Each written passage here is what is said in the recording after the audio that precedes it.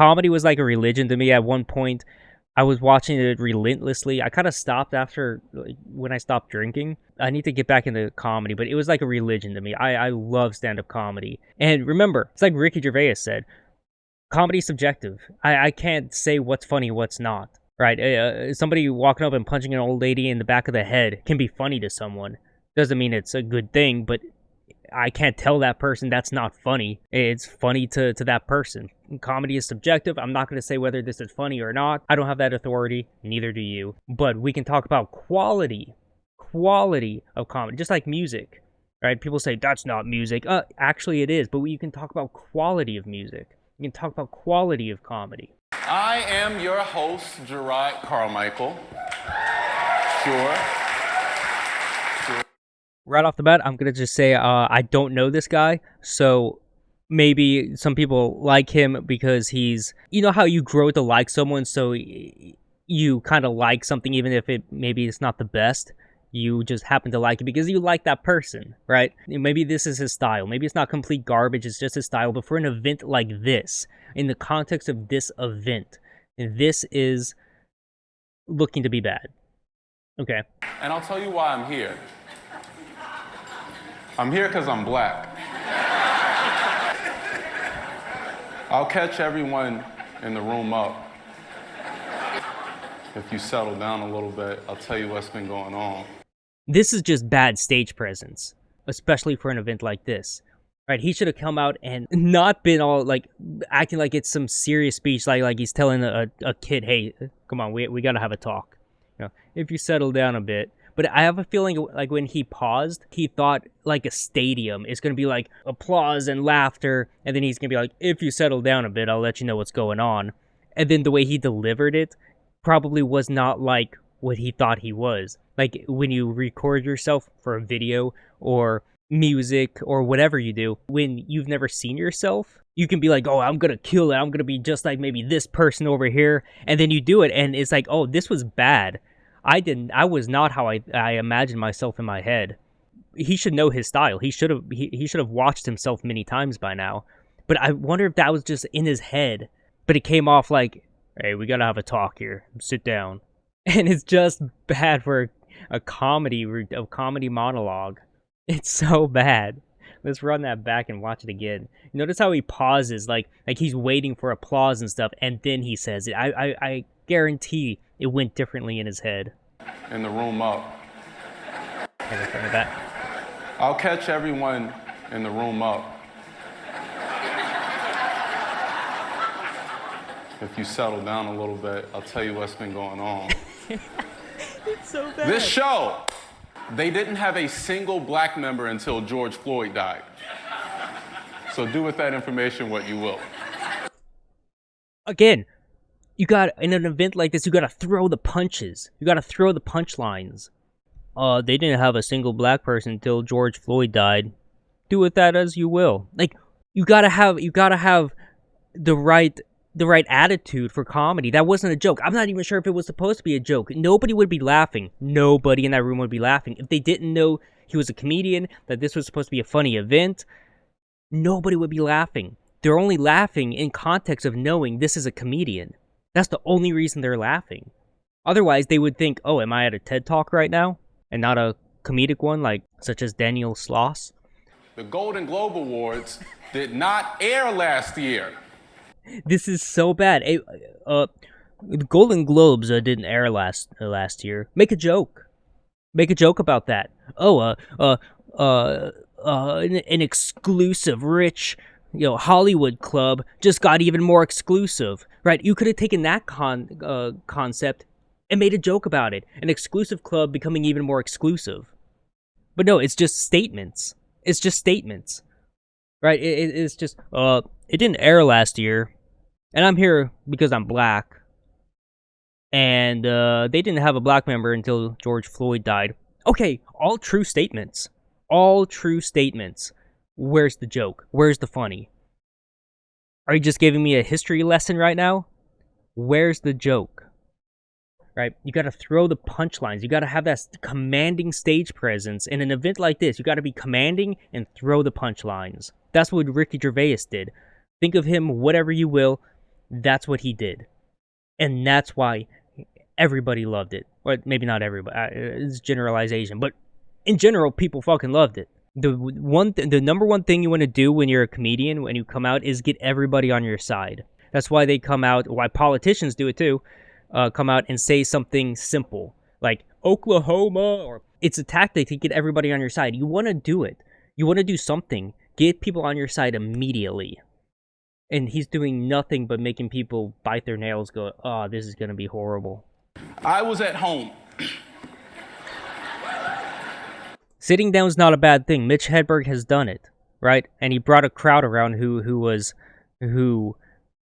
not on his side, and he brought the crowd around.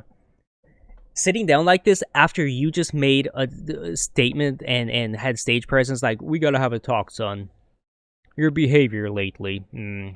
You don't sit down like this in a morose manner, right? You get all serious, and then you make your body language gets even more serious. Sitting down. Jim Jeffries, other comedians have sat down, but even giving a serious kind of tone sometimes. But there's jokes. They've said jokes beforehand. Everyone's on their side. They sit down and people are like, oh, this is about to get real, man. This is about to get real. But no, now it's just everyone's like, oh, I guarantee everyone in that room is about to facepalm. You don't want to do this. This is not the time to do this tactic. You got to be very methodical in your performance because it is a performance. Your body movement, from as simplistic as Tom Segura with his body movements, all the way to more complex like Brian Regan, right? Your body movements need to be a performance. And right now, everything about the performance is saying, this is not a performance, this is a talk. If you would agree to join as the host. I was like, whoa. You know? Wow. Okay, so going on like a non-funny little monologue, if you will, about someone calling, it's fine. It's fine. Awesome. But you got to have a good punch at the end. Again, I feel like he went through this in his head and thought it was going to be completely different. And so what he did, he went through a lengthy explanation of what happened, which is fine, and then ended it with, like, you guys aren't laughing. You know what I mean? Am I right? I can't stand that either in comedy. Am I right? Don't. That's like begging for people to laugh. It's like begging for likes on a social media post. I was like, whoa. Did he think when he went like, whoa, people were going to bust out laughing and then they didn't? He was like, oh, I can't tell. I cannot tell if he wrote this to be funny or not. I seriously cannot tell if it's going the way he planned or not. I don't know. And that's not a good thing. Sometimes a little bit of mystery like that is like, oh, was this planned or not? Like, sometimes that can be a good thing based on context. This is not a good situation for that. The next, you're invited to be the black face of an embattled white organization. And he's just looking down. He's not like be commanding. Right? There's a time to look down and stuff, but he's just like, yeah, I don't care. Yeah, there. Next thing I knew, I was the black face of a, what did he say, white embattled organization? Is that what he said? Here's the big thing. Whatever you think about what he's saying, that's irrelevant here in the comedy. The thing is, he's talking about a serious topic. And he's just looking down and he's, that's the time when you need to be funny. You need that good stage presence when you're talking about something serious, but you're a comedian.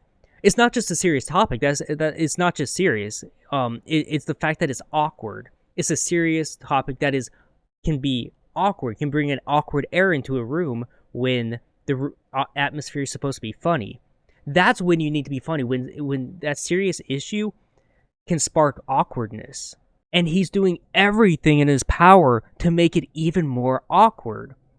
I don't care what you think about the topic he's talking about. The fact is, he is throwing every good piece of comedy advice out the window. Because you are talented, because you are charming, because you are one of the greatest comedians of a generation. Everyone's clapping to be polite here. I guarantee it. I guarantee everyone is clapping to be polite, which is fine. It's not a bad thing. It's like he thought it was gonna be so hilarious in his head.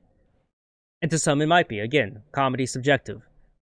But what you cannot argue is that this is such low quality comedy. If you find it funny, it's low quality to the max. And again, I don't care what you think about the topic, right? I don't care one way or another. What you don't do is be like, oh, I take a topic and therefore I think it's funny. I'm supposed to think it's funny because I agree. Don't be that person. It's like Norm Macdonald, great comedian. Norm Macdonald said in his book, somebody told him once that there's a difference between getting applause and getting laughs. Right? Big difference between, oh, he said a point I agree with, great comedian, and actually getting people to laugh. Right? If you're going to make a point as a comedian, be funny with it. There's a difference between getting people to applaud and to get them to laugh. You can get them to do both, but there's a difference. So don't be like, oh no, I agree with his points, therefore good comedian. No, that's not how it works. But Steven's black, so what does he know? Because he's black, they're not going to tell him why he's here either. That was the first little okay, that's kind of amusing. I'm not gonna say really funny. It was kind of amusing, but you know how you in a bad set you can have a decent joke, right? You can have a decent joke, but then it just falls flat. That maybe if he had a great set, that would have killed. But because it's a lame set, you end up with the side of your face in your hand, just waiting for it to be over. And so even if there's a decent joke, you're just like, I don't care. I don't care. Right? That's why it's very difficult to bring a crowd around. You can't just say a decent joke. You have to actually change everything up to bring the crowd around.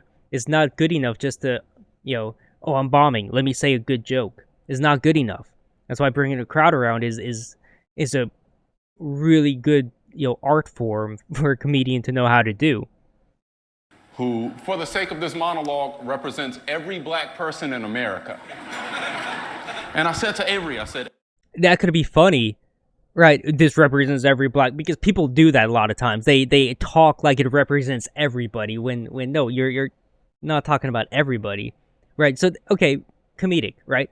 Except for the fact that he is talking about a very important and in this case awkward issue, and a lot of black people might be like, I don't want you to be I don't want to be associated with this. In fact, what I think, you're actually hurting the cause of what I think is a good cause, and what he's actually doing, or potentially not what he's doing, but what he potentially is doing with this is actually hurting with those the cause those other black people might agree with. So that little comedic point he's trying to make, that this represents all black people, is gonna probably have a lot of them just face palming. Now, remind me, which award show is that again? And I told her about... I'm laughing for the wrong reasons. Yeah, okay. It's the equivalent of, people who think they're so funny, dude. In comment sections, when there's a news article about a celebrity, and they're like, who? Oh, wow, you're the millionth person who said that. You're so original and funny, bro. Right? Like, who? Right? Or roast, Comedy Central roast. Oh my, I feel like every time there has to be that cliche joke of I didn't know who you were before this. I had to Google you. Right? Don't know who you are. You're not famous enough. And the joke can work sometimes if it's not done in a cliche way.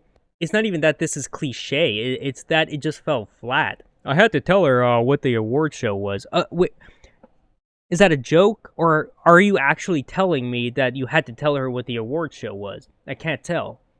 Did she actually not know? Which is a possibility. Sometimes I forget what this show is even about. Did you have to tell her, or was that a joke about, nobody knows this show, no one's watching these days? I don't know. There's no good stage presence here. There's no inflections in the voice that tell me it's a fucking joke. How last year didn't air because of the no black people thing. And she was like, Well, Again, another opportunity for a joke, like exclusivity. and she said, boy, if you don't put on a good suit and take them white people money, and I kind of forgot. It's funny because yeah, money, gotta take money. Like, okay, it kind of works. If this was in a better set, it's one of those jokes again. It's decent. It's not done very well, in my opinion. I'm not just trying to hate on him because I gotta hate on him now. Gotta hate everything now. I mean, it was a decent joke. I don't think it was done very well, but again, is that whole conundrum of it's wrapped up in this terrible, terrible, terrible set or monologue, whatever you want to call it. Daniel Sloss, he did a TED Talk, and it was funny because he's a comedian, so he made it funny. This isn't even a TED Talk. It's supposed to be a funny show. I don't get it. You know, but again, it was a decent joke. They paying him $8 an hour just to snitch on Dr. King. It's a good government job. I would say first good joke of the set. That I would say first good joke. There's been some nuggets of something, and there's been like half-eaten nuggets. All right, wrapped up in you know, it's like the rest of the decent jokes were like half-eaten nuggets in a trash can. Right? It's a nugget, but it's half-eaten, but it's surrounded by trash. This was probably the first good joke. Saying that Helen, the president of the Hollywood Foreign Press Association, wanted to have a one-on-one. Again, the stage presence is so awkward. Helen, the president of the Associated Foreign Press Association. I think I screwed up that name. Again, imagine Ricky doing this. Ricky's not the end-all be-all of what comedy or a Golden Globe should be, obviously. Right, but just as contrast, think about how he would have done it. Mentioning Helen. He wouldn't explain it like he's giving a lecture. That's what this whole thing is. It's like a lecture. If you want to give a lecture in comedy, have jokes that present a lecture, present points. Don't have a lecture with a couple jokes. It's backwards. That is backwards. That's the opposite of what Ricky did. Why people liked it. It was jokes, but he made some points.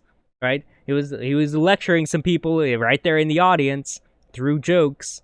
This is a lecture with a couple jokes. They're gonna fire me? They haven't had a black host in 79 years. They're gonna fire the first one? I'm unfireable. Great concept. Yes, great concept. But write some awesome jokes about it. Being unfireable. That's a great concept. I love that concept. Because that's true. He is unfireable. At least before this. Right? That's a great concept. Don't just state it with a little stank in your voice. Make some jokes about it. Don't just say, I am unfireable. Oh, that's funny because the concept is funny. Yeah, the concept is funny. But that's why they're clapping and cheering, because the concept is funny. Make some jokes about the concept.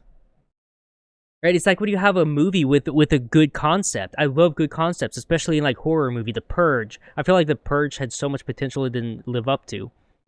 And I would love it to be remade. I know everything's being remade, but I would love The Purge to be remade. I feel like it has so much potential.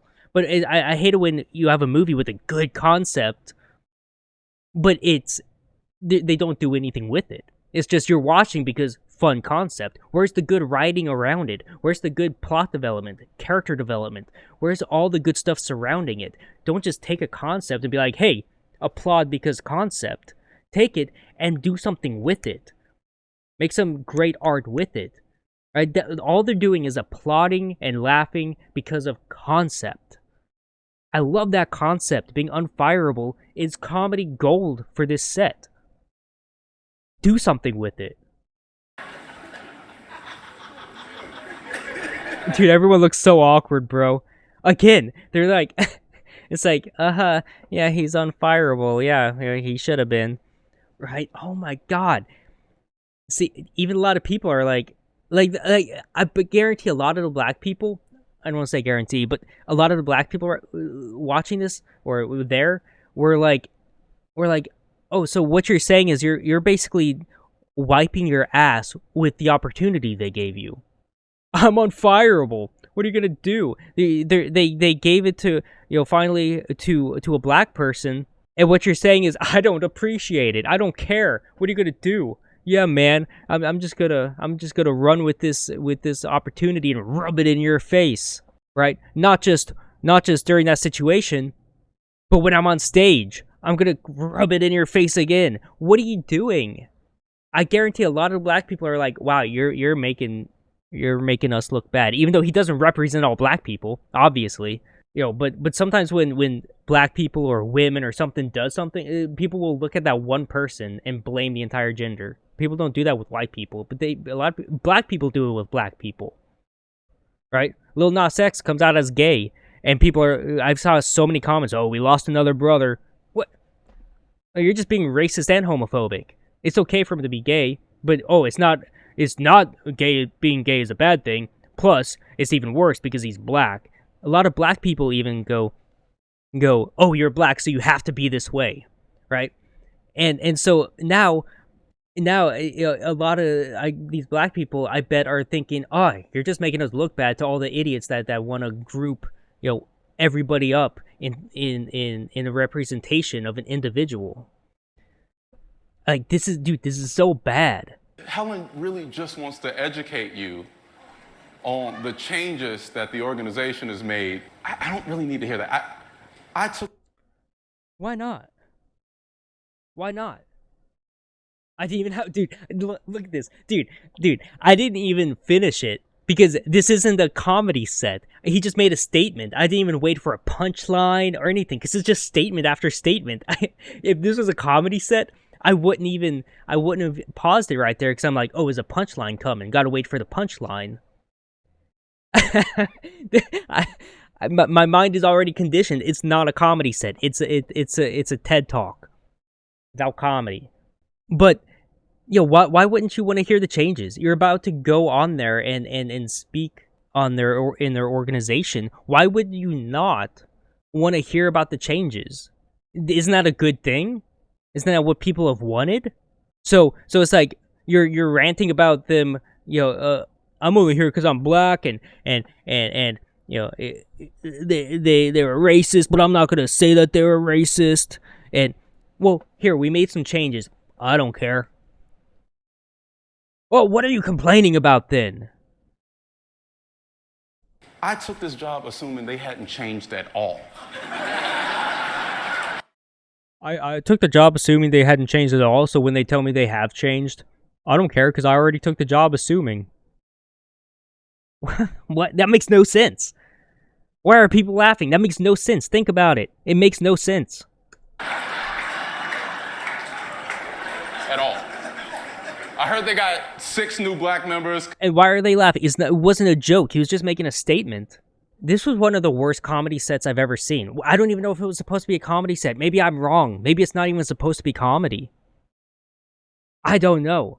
I truly don't know. But everyone expected comedy, even the people in the audience, which is why they were laughing at times when they wouldn't have if it wasn't a comedy set.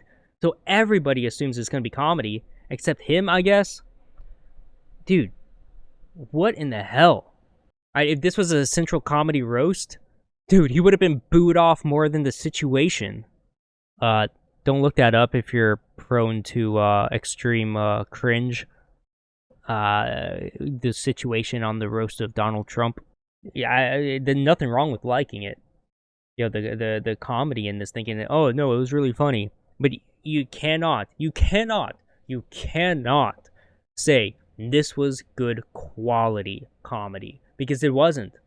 There's nothing about it that was good quality. He threw all good comedy advice out the window. Just threw it out. Threw the book on comedy out. Not that comedy has to be a certain way. That's not what I'm saying.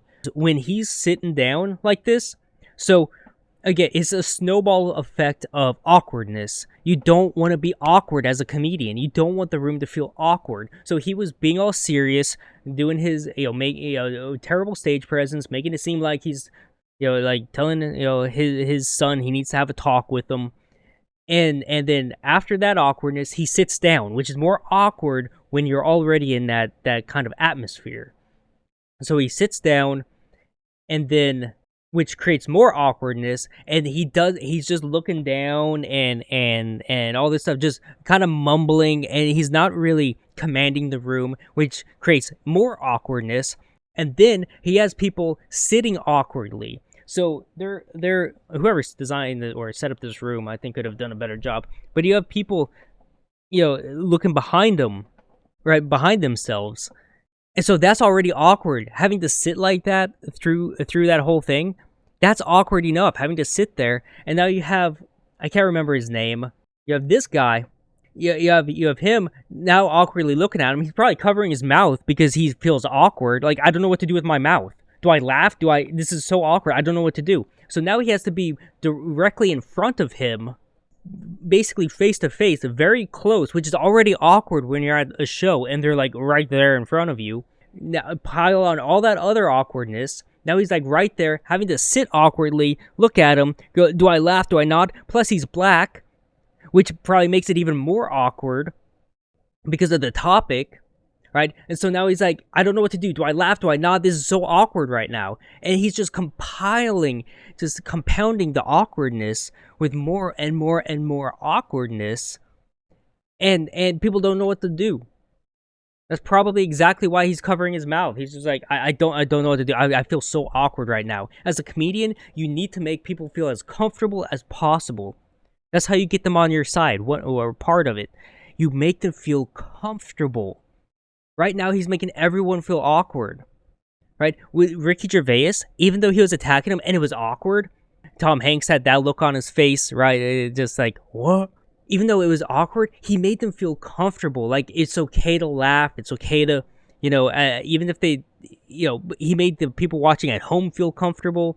Even if some people hated what Ricky was saying at the event, you can't argue that he didn't bring an air of comfort along with the awkward things he was saying. Because if you're gonna say awkward things that can make people feel awkward, you have to bring it together with a way to make people feel comfortable.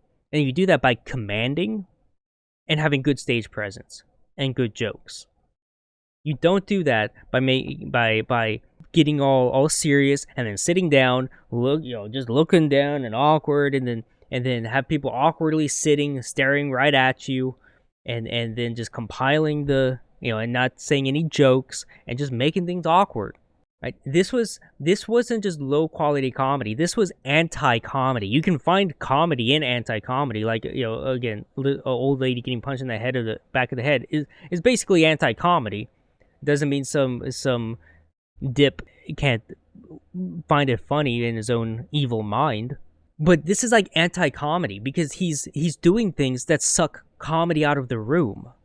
He's doing all the things you need to do to suck comedy out. That's why this isn't just a bad set. It's not just low quality. It's anti-comedy.